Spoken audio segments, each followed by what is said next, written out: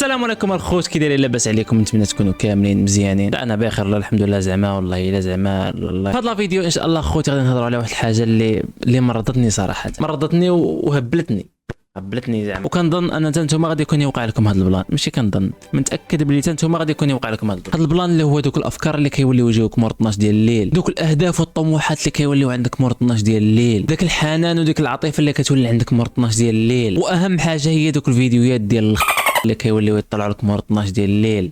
غادي نولي غادي وقبل بعد ما غادي نبداو هذا الفيديو خلي معك شي لايك، اشترك عندي في القناه، واهم حاجه شي كومونتير يكون بحال هكا زين. وبلا ما نطول عليكم نبداو.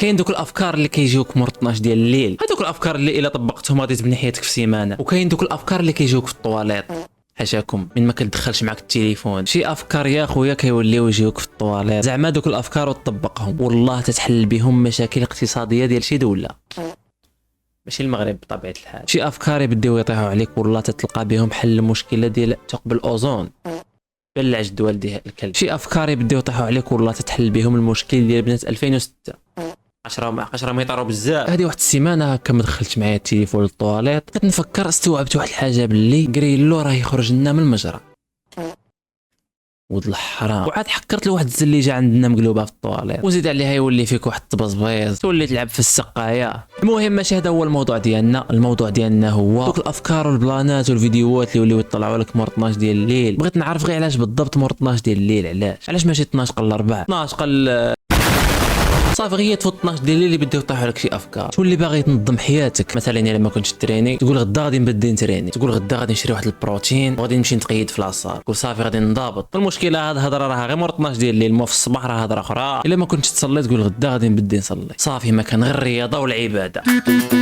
تحيا الرياضه والعباده.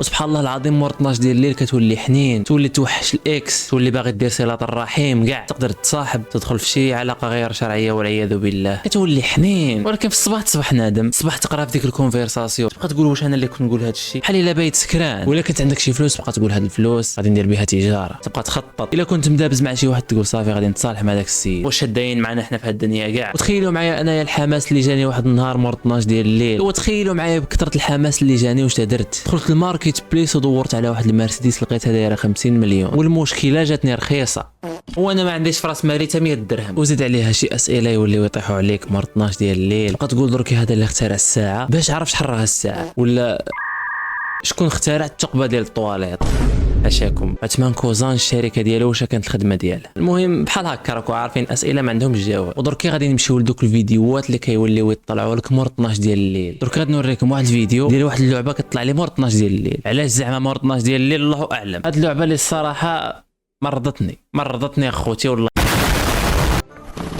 هاد اللعبه دركي كيفاش خصها تلعب. هذا اللي راه يحط القنابل خصو يديرونجي هادو شي حاجه، المهم يحط لهم القنابل خصو يديرونجيهم ويهرب، يبقى هارب من واحد المتاهه ويطلع لواحد البلاصه عاليه ويبقى يستناهم تما حتى يجيو يخليو دار الشتاء. ايوا دركي هذه اللعبه هذه ها هو درك يديرها من القنبول. دركي راكم تشوفوا يحط هاد القنابل تقولوا هذا غادي يفرقعهم هما ويفرقع المتاهه ويفرقع الكره الارضيه، والمشكله واخا يفرقع عليهم النواوي ما يموتوش. يا عباد الله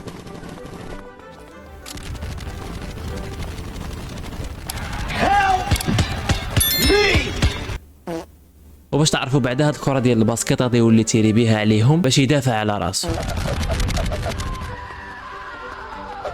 تموت غادي تموت. واش راك تدفش راهم بالقنابل وما ماتوش وباغي تقتلهم بالكره ديال لو كان المشكله غير راهي تير عليهم بدوك الكره ديال 20 درهم. عرفتوا هذيك الكره ديال 20 درهم باللي الا ضرباتك لوجهك تخسر لك لافيشو، هذيك حتى ضربهم بها غادي نعطيه المصداقيه باللي غادي يخربق لهم. والمشكله درك هاد الفيديوهات ما تقدرش تسكيبيهم، تبقى متبع معاهم حتى يكملوا. غادي نشوفوا اخر ها هو هذا درك كيفاش راه يتير عليه بالماء.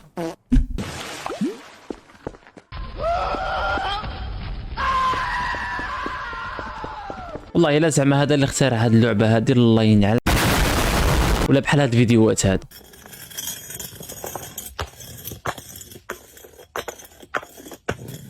درك اللي بغيت نعرف انا واش غادي نستافد الا تفرجت بهذا الفيديو، واش غادي نستافد، وانت واش راك تستافد الا راك تفرج فيا درك.